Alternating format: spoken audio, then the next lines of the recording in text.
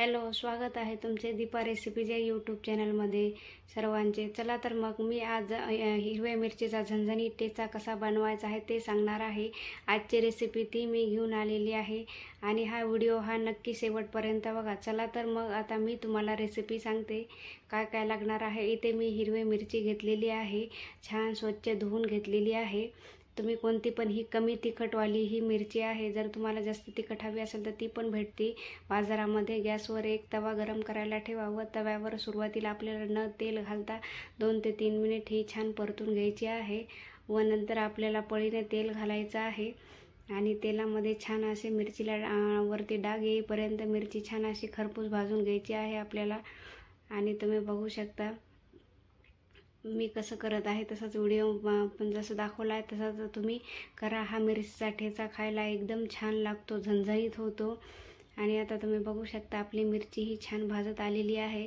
आता यामध्ये आपल्याला थोडेसे शेंगदाणे आणि 4 ते 5 लसण पाकळ्या घालायच्या आहेत। अगदी कमी साहित्यात होते आणि झटपट होते, वेळही खूप कमी लागते। जेवताना तोंडी लावायला हा हिरव्या मिरचीचा झणझणीत ठेचा खायला खूप छान लागतो। याला कुठे कुठे मिरचीचा खरडाही म्हणतात, आमच्याकडे याला मिरचीचा ठेचाच म्हणतात।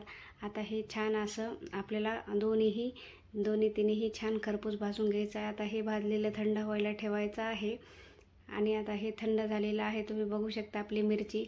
आता त्यामध्ये चवीनुसार मीठ घाला व हिरवी कोथिंबीर घाला। जर तुमच्याकडे पुदिना असेल तेही तुम्ही पुदिन्याची पाने घालू शकता, ठेच्याची चव अजून खूप छान येते। आणि आता आपल्याला हा खलबत्त्यातच छान असं कुटून घ्यायचा आहे। जर तुमच्याकडे खलबत्ता नसेल दगडी तर तुम्ही मिक्सरमधूनही काढू शकता, पण जास्तीत जास्त हा खलबत्त्यात कुटलेला ठेचा खूप छान लागतो चवीला एकदम। तर तयार आहे आपला झणझणीत हिरव्या मिरचीचा ठेचा। तुम्ही बघू शकता, तुम्ही कशासोबतही खाऊ शकता।